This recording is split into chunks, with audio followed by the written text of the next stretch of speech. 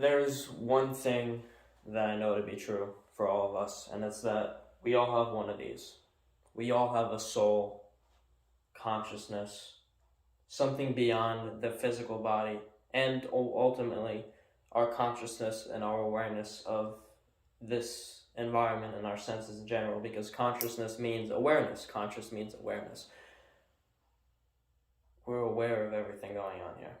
And there is something that we can't quite put our finger on, but we like to call it the soul, and that is that of which is beyond us.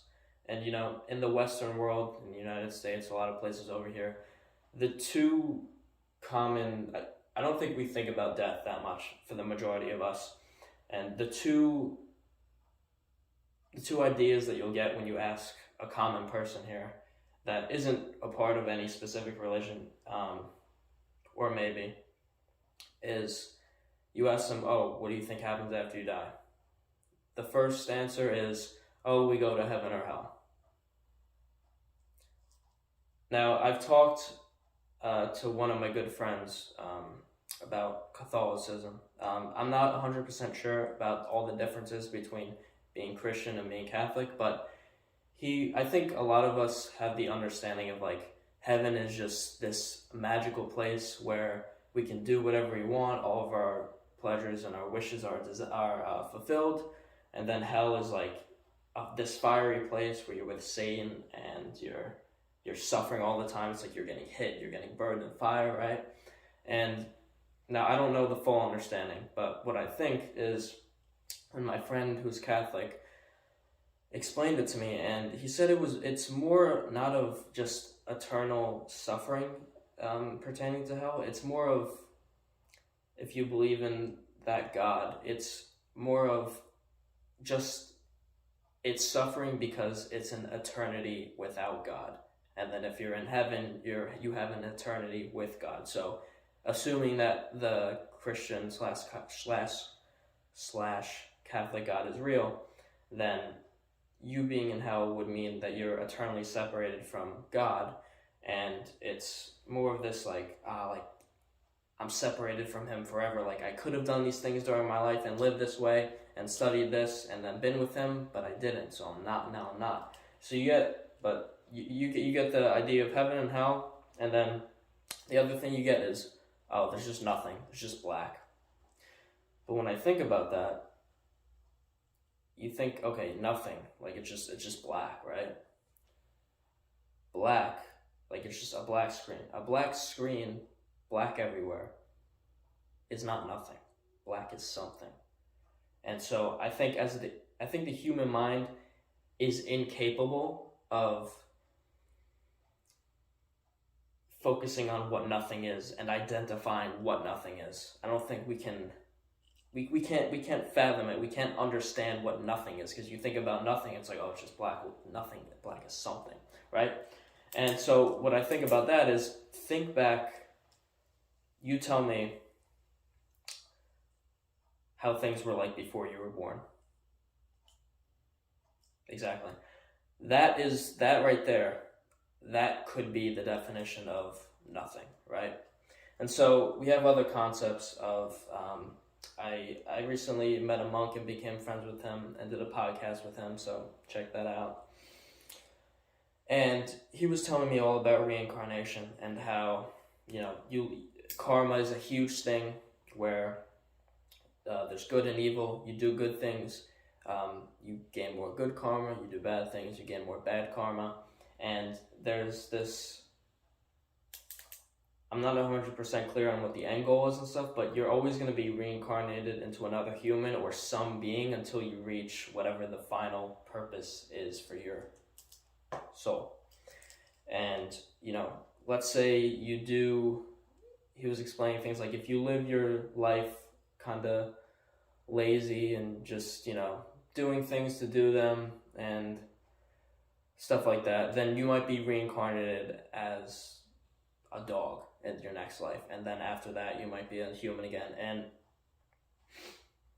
so we might look at things and question, assuming this is true, assuming reincarnation is true, we might look at people who do bad things, like they murder people, they do all these bad things, right, throughout their life, right? And they reach 90 years old or something, and then they die, and you look at them, and you're like, oh, they seem to live a pretty good life. Like, did they? I guess karma doesn't exist because they didn't suffer for that. But with this, the idea behind this is they don't necessarily have to suffer in that life. They can suffer in the next one. They could be a helpless animal and then get like killed or something, brutally or something like that. I know this is like the extreme side of stuff, but also my monk friend told me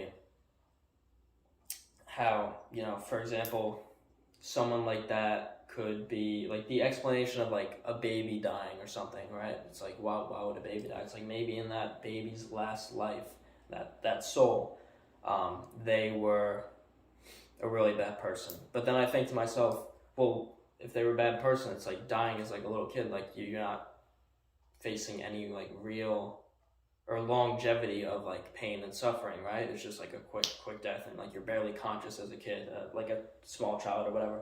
But then it could also be to punish the father and the mother, like they could have been a really bad person in the last life, right?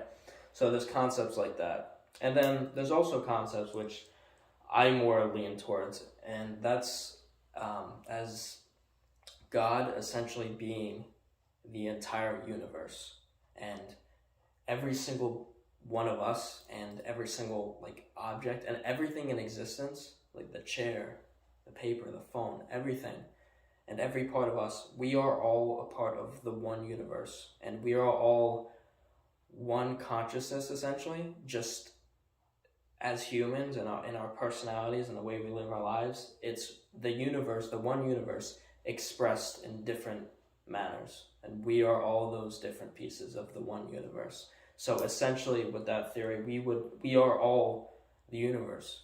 We're all a fragment of the universe. We are all one, essentially. So there's this like it's a paradox, because it's like you have this illusion of separation. It's like, oh, like I feel alone, blah blah blah, but at the same time you're connected to everything and everyone, no matter what. You cannot be separated, and your soul is always essentially one in that theory. And then there's the concept of, what if all these theories, all these different religions, what if none of them are true? What if there is no God, there is no reason to existing? And to think about things like that, it's, if there's no reason, if there's no purpose to any of us existing, why is anything here, right? Like, why do animals exist? Why does this planet, why does the universe even exist? Why does anything exist? And I mean, you can kind of think, and you also think about, it's like, we're the only like really conscious beings that we know of. It's like, like a deer or something. It's like, they're living their lives just eating, hunting, blah, blah, blah, whatever, right? And they're not conscious like we are. They aren't thinking about, oh, why are we here? Why do we exist? Or maybe they do. Fuck, I don't know. But, it's hard to believe that there isn't a reason for us being here, right? Because we're conscious and we're aware of everything. So we have this internal and thoughtful need for there to be a reason. Like, there has to be a reason why we're here, right? Or maybe there isn't. But if there isn't, it's like, why does anything exist at all? But maybe us thinking that everything has to exist the way it with a purpose, that's just a concept we made up in our minds because we're so conscious of everything. So maybe everything just exists to exist, if that makes sense. And everything just is, and there's no real reason or grand purpose behind it. Now, all this stuff I just discussed, I don't have any set beliefs on anything, but those are just a few things that I have learned and believe could be possibilities. And the soul, no matter what, I think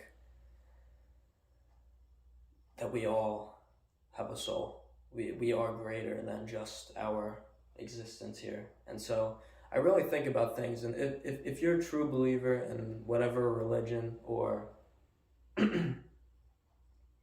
or even if it's just a spiritual belief and not a set religious belief, it's like, of course we're humans. If somebody close to us dies or something, it's like it's very tragic, it's very sad. But at the same time, if we fully believe in whatever that concept is of what's going to happen after death, and like we think, okay, we're going to be reunited, so it's overall in the grand scheme of things, it's not really that sad. But also, I think most of us, even if we say we have a set belief on something, or like something, like we definitely believe in heaven or hell, we definitely believe in reincarnation, there's still something in the back of our mind saying, what if this isn't true? And that is kind of what plagues us. It's the uncertainty. The human mind always wants to have, we always want an answer to something.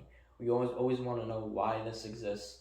Why are we doing this? And there always has to be a reason behind it, because if there's no reason behind it, then why does it exist, right? But again, what if everything just exists? Enjoy your night.